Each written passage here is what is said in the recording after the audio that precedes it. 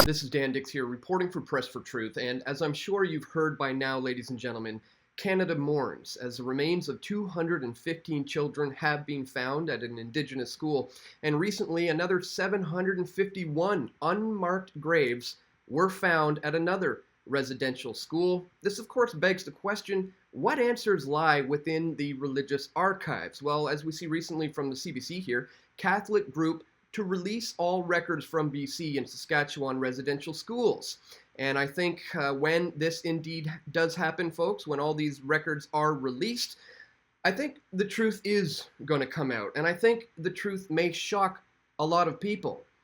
Because as we will talk about in this video, genocide was not the case here. As this Al Jazeera article would suggest, Canada, this one unmarked grave is what genocide looks like. And I am going to completely debunk this statement, ladies and gentlemen, because it leads to things like this: 2 Catholic churches burned to the ground on First Nations land. We're also seeing things like this happening, ladies and gentlemen. I mean, you know that if we've seen sites like this on a mosque in this current climate, this would be labeled a hate crime all over the internet, but you're certainly not seeing that today. Kian,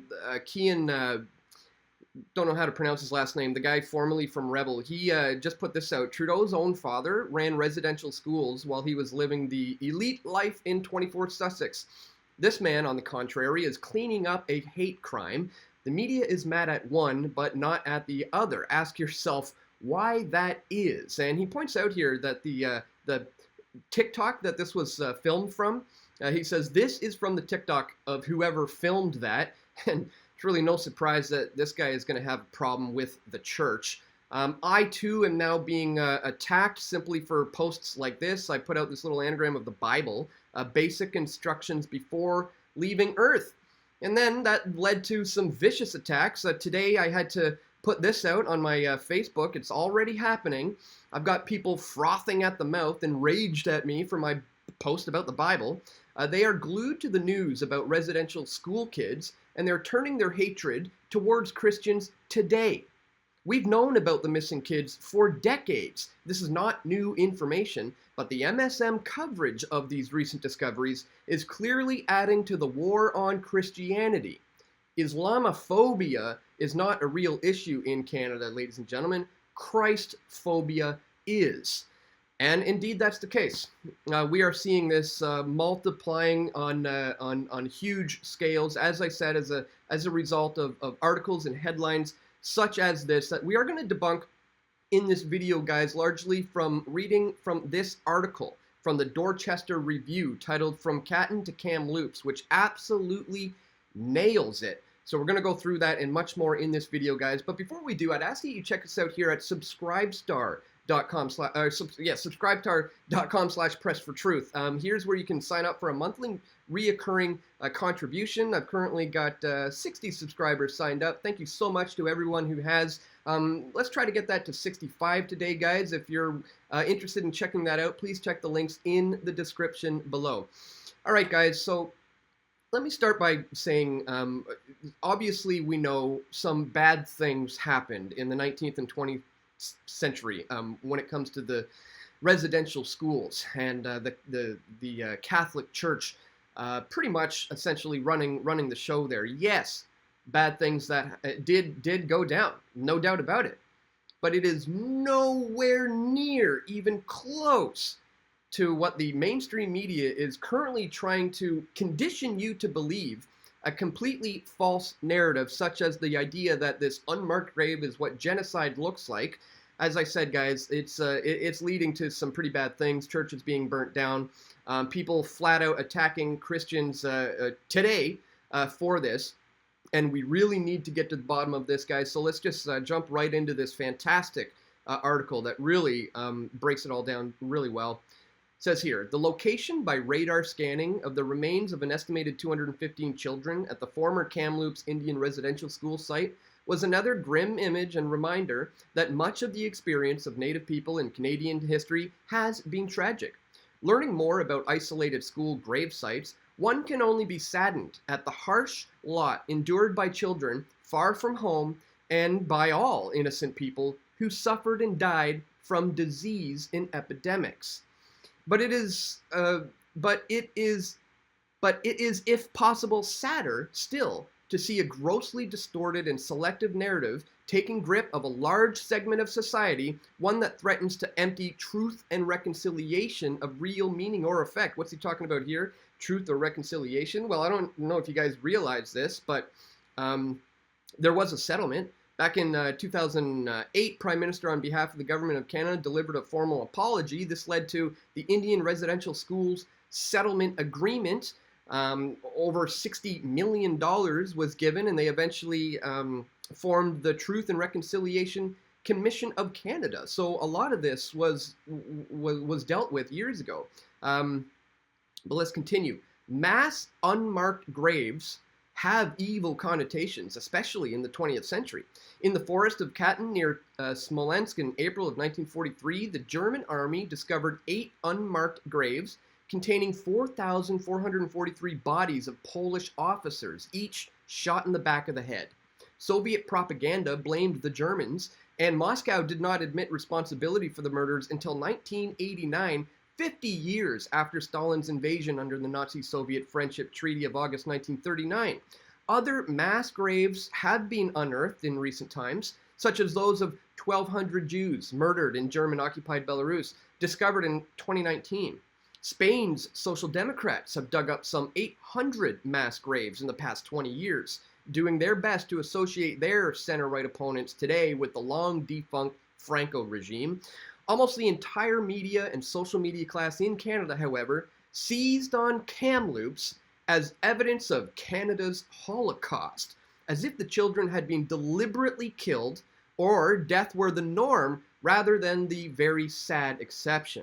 What we are talking about here is lost cemeteries, not hidden murder victims. I'll repeat, we're talking about lost cemeteries, not hidden murder victims. As a correction pointed out in the Washington Post, the Tkaslamus, I can't pronounce that, First Nation says the remains were found spread out. It considers it an unmarked, undocumented burial site, not a mass grave. Yet, much of the political elite responded like a Pavlovian dog, and the near universal assumption is now that such unidentified graves are proof that the government, nuns, and the Pope were responsible for, quote, genocide.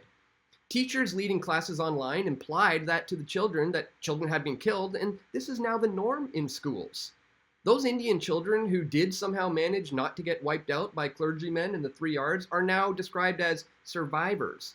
But anyone over the age of 40 knows that the term survivor was specifically used for Holocaust survivor, meaning European Jews not exterminated in the show, and the word has since been co-opted by others for its political emotiveness rather than its accuracy. When the Dorchester Review remarked on Twitter on May 30th that most of the children likely died of disease, meaning they were not murdered, the mere suggestion was met with a huge efflux of ivory tower and Twitter gutter posturing about denialism, seemingly from millennial activists unaccustomed to discussing things once they've made up their own mind. It's almost as if extremism is the new mainstream where they are concerned. Certainly, there is much about the Indigenous experience in Canada that they do not understand. For example, why do most Indigenous people embrace Christian religion today? Why is it difficult for people to differentiate remote grave sites at impoverished schools that experienced epidemics from the myriad of scenes of mass execution during the Holocaust, such as Babi Yar, a ravine where 33,000 Jews were shot by the German soldiers and Ukrainian collaborators, and they were dumped in unmarked graves in 1943. Like the totalitarian propagandist of history, activists do not hesitate to use the dead as ammunition to blast Canada as a racist and genocidal country, which is pure nonsense. And this is what's leading to this Cancel Canada Day nonsense. Again, these activists do not hesitate to use the dead as ammunition to blast Canada as a racist and genocidal country. The momentum of the Sinclair Commission is, in fact, to keep the wounds always as raw as possible and to prevent healing. Thanks to the multi-billion-dollar grievance industry that has metastasized since the 1970s, there can never be closure, a situation made worse by the Harper government's failure to set any kind of a limit or time cutoff for claimants.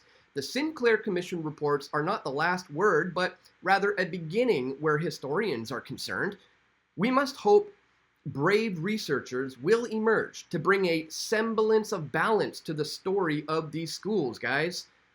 They weren't ideal and were sometimes horrible, but they were a very far cry from concentration camps.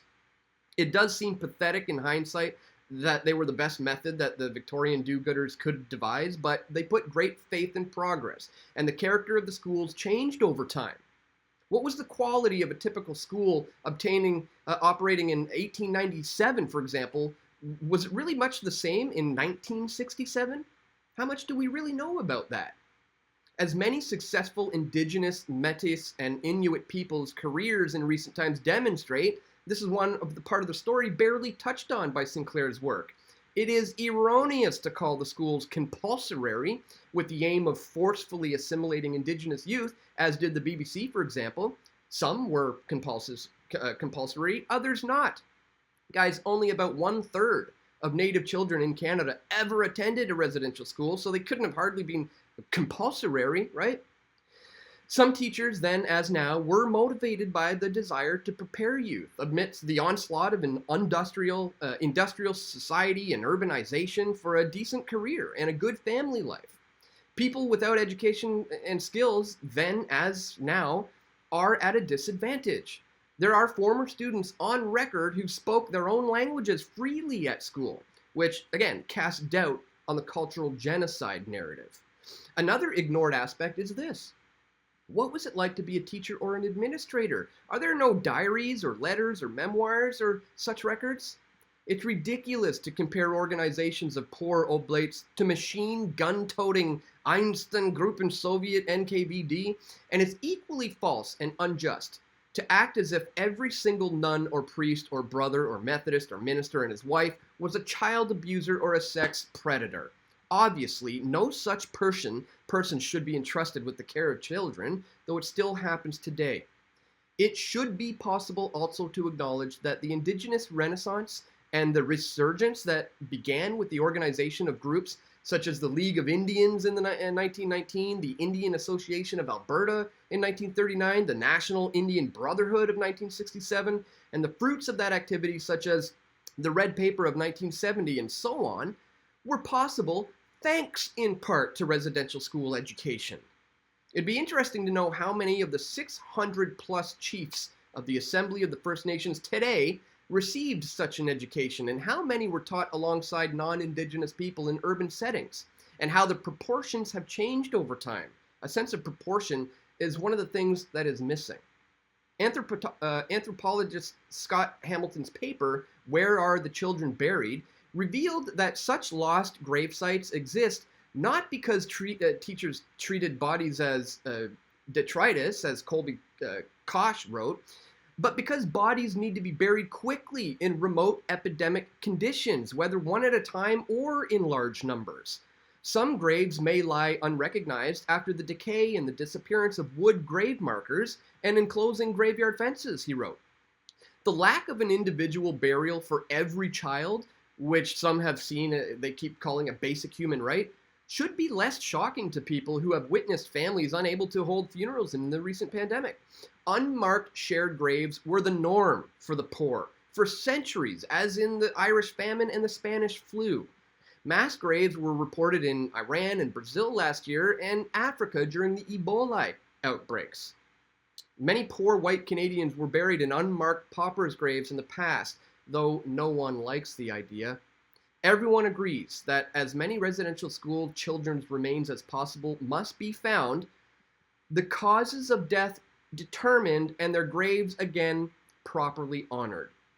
However, natural compassion should not be distorted into this big lie narrative that we committed genocide or that the Canadians are complicit in their own version of the Holocaust.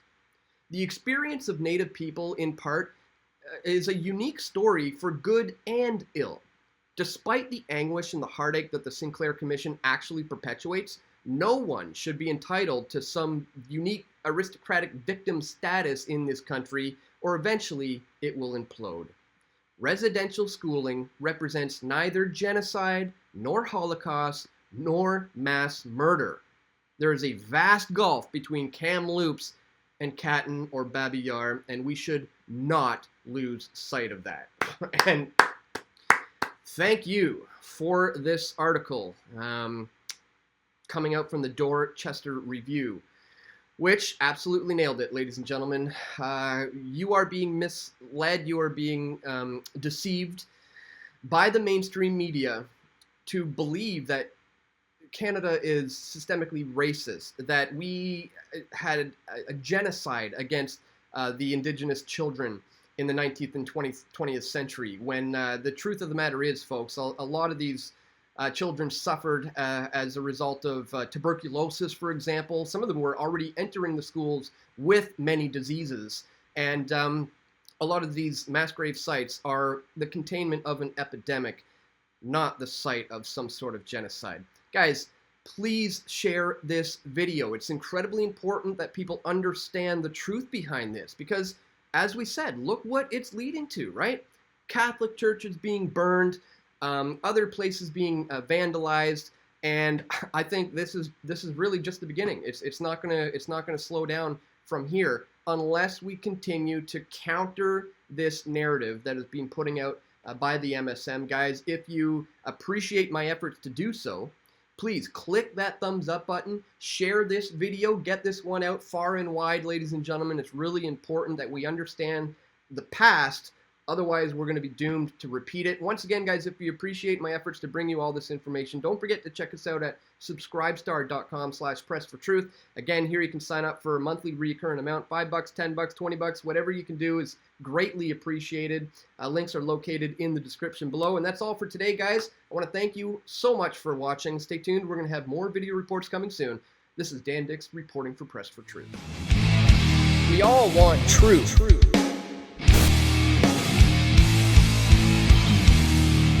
The truth will set you free.